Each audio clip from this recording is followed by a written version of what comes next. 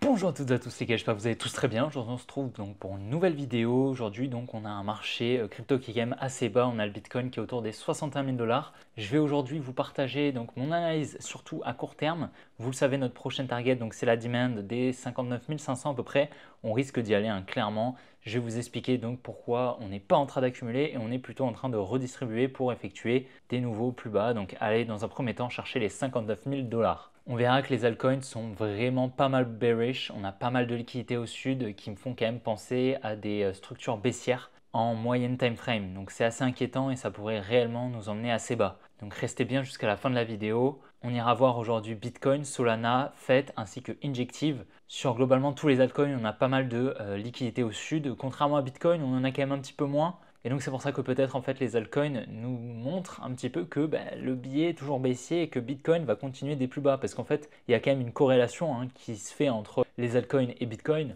Et donc globalement si les altcoins sont baissiers, Bitcoin sera baissier et vice versa. En général c'est globalement Bitcoin qui mène la danse. Mais bon, s'il y a quand même énormément de liquidités et que tous les altcoins quasiment sont baissiers, c'est quand même inquiétant sur la tendance de Bitcoin. Dans tous les cas, on est haussier pour le moment en 4 heures, baissier toujours en 2 jours. Donc voilà, va vraiment falloir que vous compreniez qu'on imbrique un petit peu toutes ces time frames, d'accord? Si je vous dis qu'on est haussier en 4 heures, mais qu'en même temps je vous dis qu'on est baissier en 2 jours, ça ne veut pas dire que j'ai deux biais, d'accord? J'ai toujours le même biais. Pour le moment, on est haussier. Donc en 4 heures, on s'attend à des plus bas, mais on regarde quand même la higher time frame, d'accord? Qui va donc shift un petit peu après la 4 heures. C'est normal parce que la lower time frame va donc changer avant la higher time frame et donc c'est pour ça que on regarde quand même les lower time frame tout le temps. Et si on n'a pas les mêmes structures, c'est normal, ok? Parce que la structure de jour va shift, va changer plus tard que la structure 4 heures. C'est pour ça qu'il faut vraiment imbriquer toutes ces time frames, c'est ce qu'on appelle la fractalité des marchés. C'est un concept extrêmement compliqué dans les structures de marché et qui justement fait que beaucoup de débutants ne comprennent pas vraiment pourquoi des fois je vous parle de bullish, des fois je vous parle de bearish le lendemain, ok? Donc ça c'est vraiment très important à comprendre. D'ailleurs, je tenais à m'excuser pour tous les termes anglophones que je partage. C'est quand même assez compliqué le trading et au final, si il y a des mots que je passe en français, ça ne veut plus dire grand-chose au final. Donc voilà, malheureusement, les termes, je vais essayer de vous les expliquer à chaque fois. J'essaye quand même assez souvent de les expliquer, mais c'est vrai que bon, voilà, il faut quand même faire un travail sur l'apprentissage de tous ces termes qui vous permettront par la suite de maîtriser ces concepts et de pouvoir les appliquer sur le graphique et vous verrez que les concepts anglophones sont quand même assez importants à maîtriser. Donc même si au début c'est pas forcément très agréable à entendre, vous verrez qu'à force vous allez commencer à les comprendre et à les maîtriser. Donc n'hésitez pas à me dire en commentaire si vous souhaitez que je fasse une vidéo qui fait un petit récap de tout le lexique que j'utilise. Je me ferai un plaisir de vous faire cette vidéo. En tout cas, on va essayer d'écourter un petit peu cette conclusion. J'espère vraiment que la vidéo vous plaira. Si c'est le cas, n'hésitez vraiment pas à la liker, à vous abonner si ce n'est pas déjà fait. Et puis les gars, je vous souhaite directement un bon visionnage et je tiens à vous dire que le concours sur BingX est toujours d'actualité, donc n'hésitez vraiment pas à vous inscrire. Vous avez le lien en description, donc n'hésitez vraiment pas à vous inscrire avant que ce ne soit trop tard. Allez les gars, on est parti.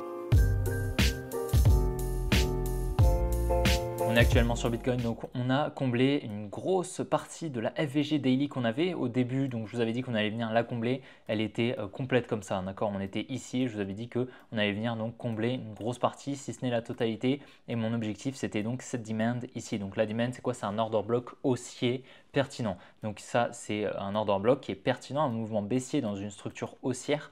Donc là, en fait, on a des ordres en négatif. C'est un bloc de contrat, ok, où globalement, on a des ordres de la smart money qui sont en négatif. Donc la smart money va devoir effectuer la mitigation, c'est-à-dire refermer ses ordres en négatif, d'accord, pour pouvoir potentiellement continuer une structure haussière. Même si on vient effectuer une structure baissière et qu'on vient casser ce lot, si on casse ce lot, on passe baissier en H4, d'accord, je vous l'ai expliqué ici. Si on vient casser ce lot, on redevient baissier en H4 et à ce moment-là, on devrait venir chercher des plus bas. Mais même si on vient à le casser, on va devoir venir effectuer la mitigation pour des raisons de liquidité, d'accord. Donc ça va être obligatoire. On va devoir redistribuer, ok, pour continuer une potentielle baisse. Dans tous les cas, ici, on voit très bien, donc il nous en reste un petit peu de la FVG. Donc si on la réduit avec ce qui nous reste, donc voilà, il nous reste quand même un petit peu de FVG, de faire le gap. Donc faire le gap, c'est tout simplement de l'imbalance, d'accord, c'est un synonyme, c'est un déséquilibre sur le marché, d'accord, mais pareil, ça ne veut pas dire grand-chose. En réalité, déséquilibre, ça veut tout simplement dire qu'on a une overextension, donc une trop grosse extension du marché, ou globalement, si on se met en daily, comme je vous ai expliqué, hein, c'est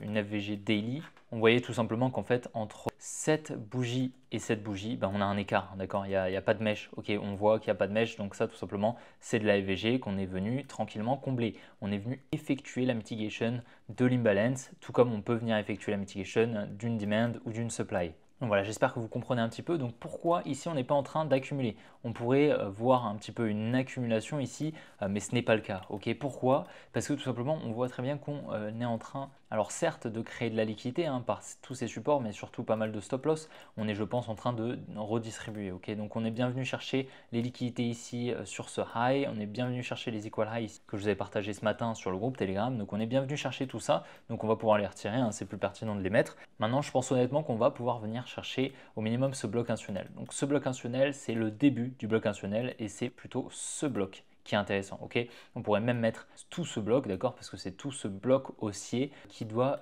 être venu effectuer la mitigation. Donc c'est un order block, mais non raffiné, ça veut dire qu'on ne l'a pas raffiné, on ne l'a pas réduit, là où si par exemple on vient réduire ce bloc institutionnel, on aurait par exemple une supply ici, ok, et là on aurait une supply, mais c'est globalement la même chose, sauf qu'une supply, c'est donc un order block qui est pertinent et raffiné. D'accord. Comme vous pouvez le voir, là, on a un order block qui est raffiné. Donc, c'est une supply qui est intéressante, mais comme vous pouvez le voir, on est venu effectuer la mitigation. Donc, je mettrai potentiellement cette supply qui serait pertinente. Donc, on pourrait revenir au minimum donc, dans ce bloc institutionnel ici aux 61 750 $. Pour moi, je pense que ça peut être tout à fait pertinent, bien que ici on a eu une grosse rejection due à la récupération des liquidités. Je pense qu'on va pouvoir revenir chercher au minimum ce bloc institutionnel, donc ensuite distribuer ici en lower time frame et potentiellement redistribuer ici dans cette supply. Hein, ok. Mais ce qui va être très intéressant à surveiller, c'est qu'on a besoin, nous, pour de la confiance, prendre une position, ça va être donc de laisser en fait toutes ces liquidités. Toutes ces droites ici que je vous ai dessinées, c'est tout simplement des stop loss de la dumb money, ok,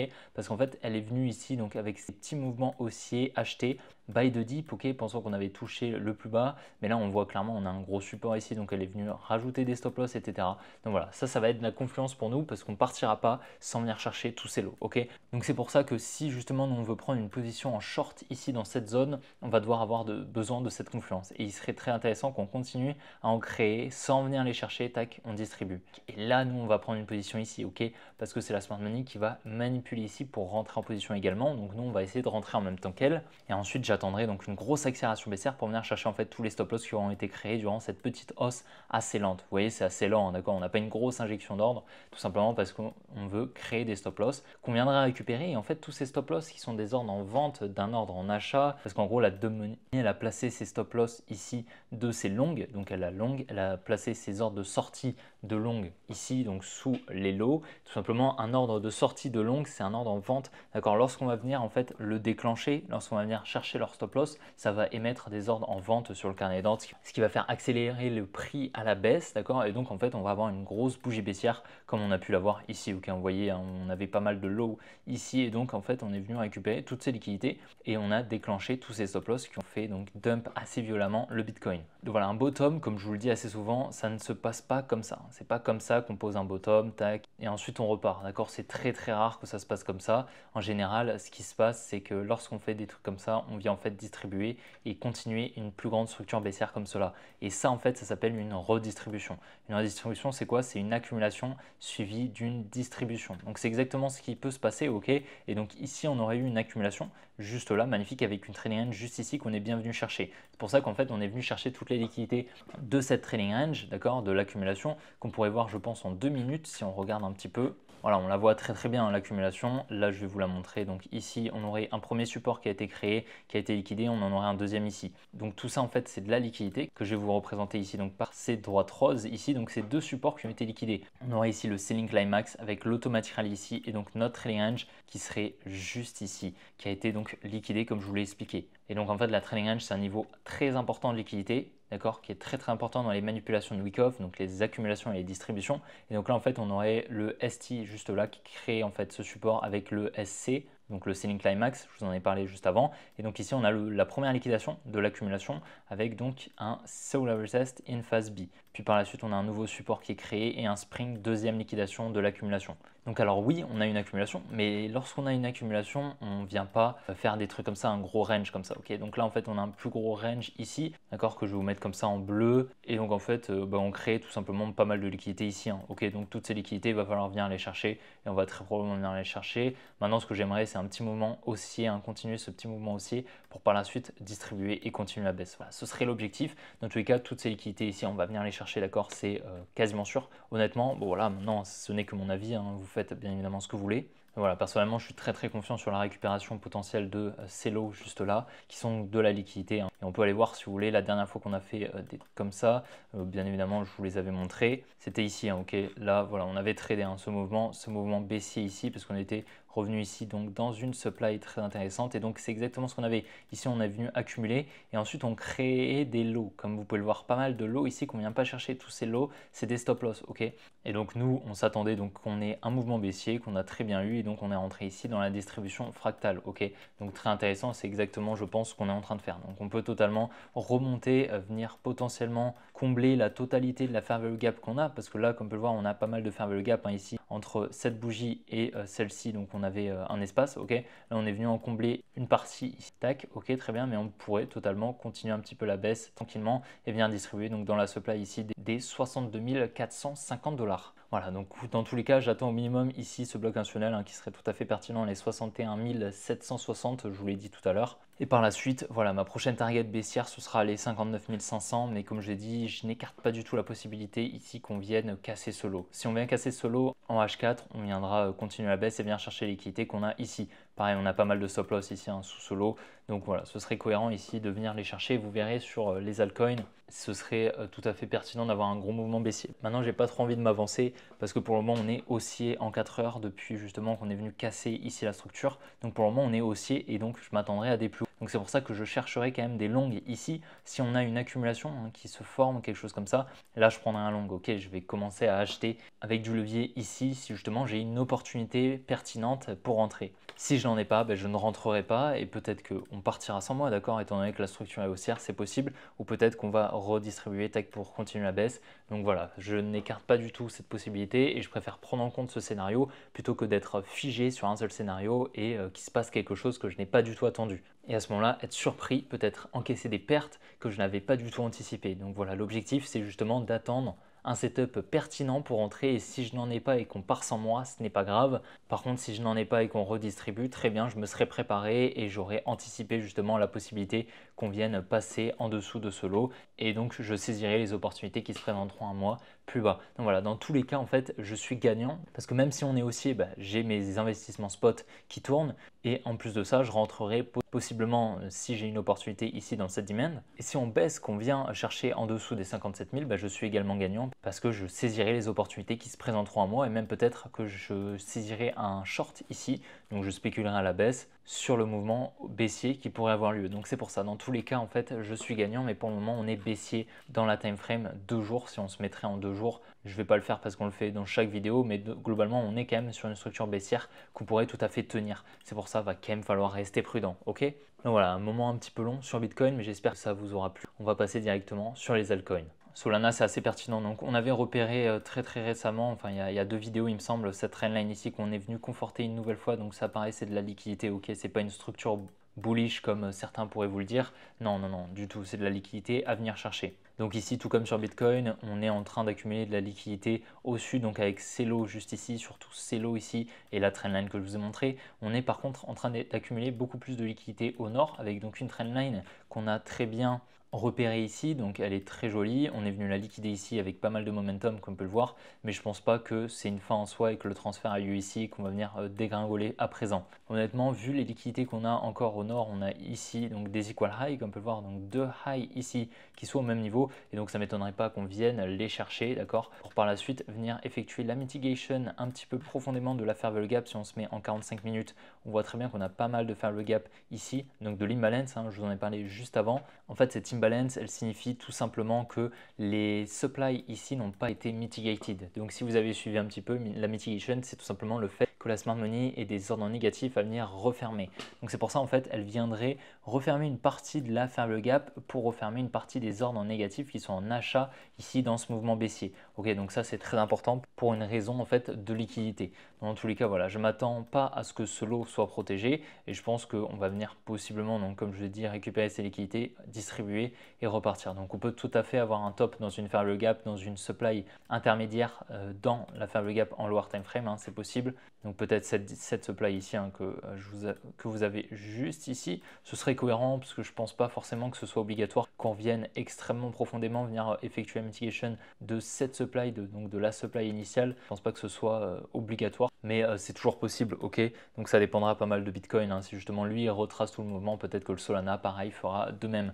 Dans tous les cas, je ne pense pas que le lot soit protégé. On a eu donc ici une liquidation qui pourrait être un transfert entre la main forte et la main faible, mais vu les equal high en fait qu'on a ici et le setup sur Bitcoin ainsi que sur FET que je vais vous montrer, je ne pense pas honnêtement que ce high soit protégé parce qu'en fait là on avait une trendline baissière, donc la money était à la baisse, ok, elle était baissière, elle a injecté des ordres en short et en fait lorsqu'on est venu casser cette trendline ici, ok, la money est passée bullish, ok, donc là elle a injecté des ordres en achat, donc là elle est potentiellement rentrée en achat, sauf qu'en face la smart money a profité en fait de cette contrepartie, de cette liquidity pool, donc de cette piscine de liquidité en fait de contrepartie sur le marché, sur le carnet d'ordre, lui permettant en fait de rentrer sans faire bouger le prix, ok. Ça, c'est un concept que je vous explique déjà depuis une centaine de vidéos, 200 vidéos. On est à 200 vidéos sur la chaîne YouTube. Donc voilà, ça fait 200 vidéos que je vous explique ces liquidités. Pourquoi justement la smart money doit chercher ces zones de liquidité pour se placer.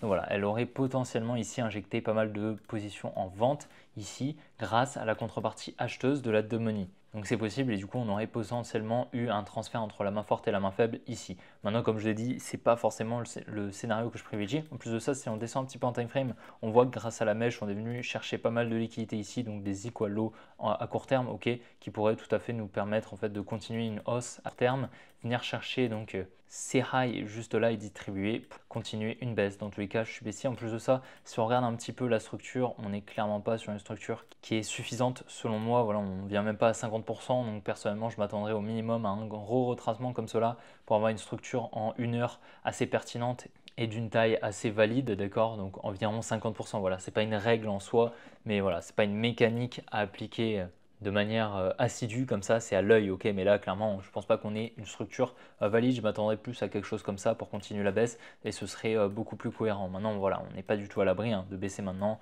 comme je l'ai dit, on a potentiellement un transfert qui a eu lieu ici, mais comme je l'ai dit, c'est pas forcément ce que je privilégie. Dans tous les cas, ces liquidités vont, je pense, être récupérées, mais il ne faut pas oublier qu'on a quand même ces liquidités au nord qui sont donc bien plus importantes ici. Donc cette grosse résistance ici, c'est equal high juste en dessous d'une supply intéressante au niveau des 170 $, avec cette résistance, ces liquidités tout simplement au niveau des 160 $. À surveiller bien sûr. On est actuellement sur le FET, donc très intéressant également le FET. Ici donc on était Ici, donc, on est venu combler une partie de la faible gap ici, comme on peut le voir, donc il nous en reste un petit peu encore. On était donc venu effectuer la mitigation précédemment de la supply initiale du mouvement baissier, très intéressant. Donc à présent, je m'attends donc à un retour au niveau de cette résistance ici. Pourquoi? Parce qu'en fait, lorsqu'on est venu ici créer cette demand, lorsqu'on est venu en fait créer cette supply ici, lorsqu'on est venu effectuer ce petit mouvement baissier, on va descendre un petit peu en time frame, ce sera un petit peu mieux, mais en gros, on a eu un petit rebond. Qu'est-ce que c'est ce petit rebond? En fait, c'est un transfert entre la main forte et la main faible. Pourquoi? Parce que lorsqu'on vient en fait au contact de ce support, la money elle l'achète, ok? Elle émet des ordres en achat sur le carnet d'ordre, ce qui signifie qu'en fait, à cette zone de prix, on a eu énormément de contreparties, ce qui aurait permis en fait à la smart money de se placer en vente. Donc on viendrait potentiellement protéger ces positions ici injectées jusqu'au 2,31 $ à la baisse, ok? Donc ce serait cette supply qui serait assez pertinente, du moins c'est celle qui serait protégée selon moi. Ici on voit qu'on crée pas mal de liquidités également, de stop loss, tout comme sur le Bitcoin et les autres cryptos. Par contre là on regarde, on voit qu'on crée une résistance ici donc de la liquidité pour nous si vous avez un petit peu suivi. Donc on devrait je pense venir chercher cette zone de liquidité, ces equal high, ces 3 highs ici. On devrait je pense venir les chercher tranquillement ici, revenir dans la faible gap. Je m'attendrai à ce qu'on vienne en fait dans ce bloc institutionnel en fait à partir de ce lot juste ici, ce gros bloc haussier juste là qui serait assez intéressant. Je vais vous le tracer, ce sera un petit peu mieux. Voilà, ce serait ce bloc haussier qui serait intéressant à venir effectuer la mitigation Donc voilà, je m'attendais à un petit mouvement haussier, tout comme sur les cryptos que je vous ai partagé juste avant, tac, pour distribuer et continuer cette baisse. Dans tous les cas, ici, pareil, on n'a pas un bottom qui a été posé, on a pas mal de lows ici, pas mal de stop loss, pareil. Donc voilà, je pense vraiment qu'on va venir chercher ces lows. Maintenant, ça ne reste que mon avis, hein, bien sûr. On a également des equal lows juste là, donc pas mal d'equal lows ici également. Mais on a surtout ce gros support en fait qui a été conforté. Et on a aussi ces 3 lows ici magnifiques, vraiment pas mal de liquidités. Et si on dézoome un petit peu, on a également un plus gros support juste ici avec 2 equal lows magnifiques. Je pense qu'ils vont être récupérés. Donc ça, c'est le support des 1,85 $ sur le fait. Et voilà, je m'attends réellement à une petite structure comme ça, tac, pour continuer cette baisse et ce mouvement baissier plus ou moins important quand même. Si on vient justement dans la supply que je vous ai partagé jusqu'au support ici, on serait à quand même moins 20%. Donc voilà, on va surveiller ça bien évidemment, mais beaucoup de liquidité au sud, c'est ça qu'il faut retenir, et très très peu au nord honnêtement. On est actuellement sur l'injectif, ça faisait longtemps, mais on a globalement pareil que sur les autres. Ici on avait une trendline qu'on est venu liquider ici, donc très très cool. On est venu donc récupérer les liquidités au-dessus de ces rails, malheureusement pas au-dessus de celui-ci. Maintenant je pense pas que ce soit obligatoire qu'on les récupère. Dans tous les cas, ici on a quand même pas mal de lots à venir récupérer. C'est ces deux lots ici qui sont intéressants. On a des equal lows également ici. Et on a ce lot ici qui détient de la liquidité. Maintenant à voir, est-ce qu'on va venir le chercher ou non. Dans tous les cas, je pense qu'au minimum, on va venir chercher ces deux lots ici qui me paraissent assez pertinents. Et je pense que pareil, comme sur le Bitcoin, on est en train de redistribuer. Et donc, on va venir effectuer, je pense, un petit mouvement baissier. Après, voilà, maintenant, le setup est quand même vachement moins clean que sur les autres cryptos, mais là si on regarde un petit peu, je pense que ce top ici est protégé parce qu'en fait ici on a une distribution, donc un buy climax, un automatic rally avec une trailing juste là. On est venu créer donc une résistance ici qu'on est venu liquider avec le uptrust donc de la distribution. On est venu créer une trendline ici magnifique et ensuite cette trendline on est venu la liquider en fait. Si on a cette trendline ici, on est venu passer en fait au-dessus, ce qui a permis donc la libération d'ordre de la dumb money en achat, ce qui a donc permis un transfert entre la main forte et la main faible, donc avec la smart money qui est venue récupérer toute la contrepartie pour injecter ses positions en vente sans faire décaler le carnet d'ordre. Donc ce high on a vu ici au 29,27 $ et je pense protégé, on va venir donc continuer cette baisse pour le moment à court terme. C'est je pense mon scénario, bien évidemment ça n'engage que moi, donc je vous invite à faire vos propres recherches et à prendre vos propres décisions. Dans tous les cas, moi je vous partage mes analyses dans un but de partager ma pédagogie et ma façon d'analyser. Tout simplement, les analyses que je fais en fait tous les jours, je vous les partage gratuitement. Voilà, ce n'est pas dans un but en fait de vous donner une direction de marché, c'est simplement dans un but que vous puissiez, que vous arriviez plus tard à analyser comme je le fais aujourd'hui devant mes yeux grâce au concept que je vous partage. Et donc voilà les gars, j'espère vraiment que la vidéo vous aura plu. Si c'est le cas, n'hésitez vraiment pas à la liker, à vous abonner si ce n'est pas déjà fait. N'oubliez pas, je poste une vidéo par jour, du moins le maximum. Des fois, j'ai pas trop le temps et je peux pas faire la vidéo du jour, mais voilà, j'essaye au maximum de les faire. J'espère que ça vous plaît. Dans tous les cas, n'hésitez vraiment pas à vous abonner, ça m'aide énormément. Et puis à me rejoindre sur mes autres réseaux. Vous avez TikTok, Twitter, Instagram. Et sur les groupes Telegram également, vous avez tout en description. Je vous souhaite une bonne après-midi, une bonne soirée, puis on se retrouvera demain pour une prochaine vidéo comme d'habitude. Allez, ciao les gars.